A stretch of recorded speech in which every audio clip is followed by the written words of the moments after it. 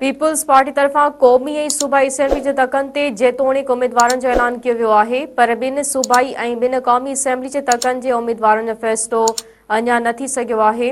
Peoples party तरफां टिकेटनि जी विरासत दौरान केतिरनि ई मज़बूत सम्झियो वेंदड़ उम्मीदवारनि खे सियासी सदमा बि ॾिना विया आहिनि। टिकेटूं न मिलण करे मंझंदि मायूसी पखिड़ियल आहे।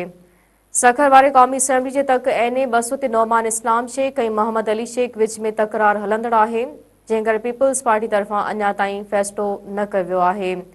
शिकारपुर जे क़ौमी असेंबली जे तक एन ए 192 शिकारपुर कशमोर ते पीपी तरफ़ां अञा फ़ैसिलो न कयो वियो आहे। टिकेटनि जी विरासत दौरान सूबाई असेंबली जे तकनि ते दिलचस्प सूरतहाल पैदा थी वई आहे।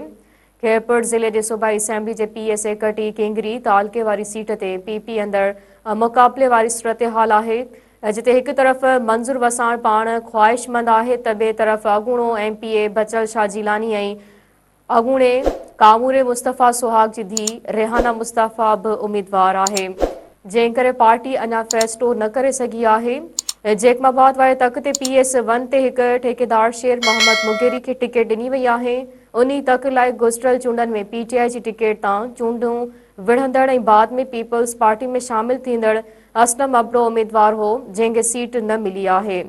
साॻी सूरतहाल उबावड़ो वारे तक ते PTI जी सीट तां चूंड खटे वफ़ादारी तब्दील करे PP में शामिल थींदड़ शहरियार शर्ट सां थी आहे, जेको पिण टिकेट खां महरूम रहिजी वियो आहे।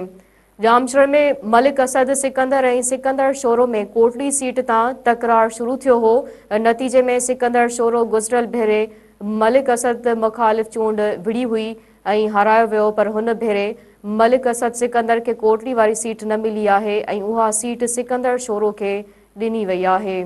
जामशर जे तक PS 79 मलिक असद जे पुट मलिक सिकंदर खे टिकेट ॾिनी वई आहे, जॾहिं त मलिक असद सिकंदर खे NA 226 वारी क़ौमी असेंबली जी टिकेट ॾिनी वई आहे ऐं जामशोरे मां अॻूणे वॾे वज़ीर सैद मुराद अली शाह जे इंतिहाई वेझो सम्झो वेंदड़ सिकंदर राहपोटो खे टिकेट न मिली आहे। बदीन जे तालके टंडो बागो जे तक PS 70 ते हिक खां वधीक उम्मीदवार हुअण करे पीपल्स पार्टी तरफ़ां अञा फ़ैसिलो न कयो वियो आहे।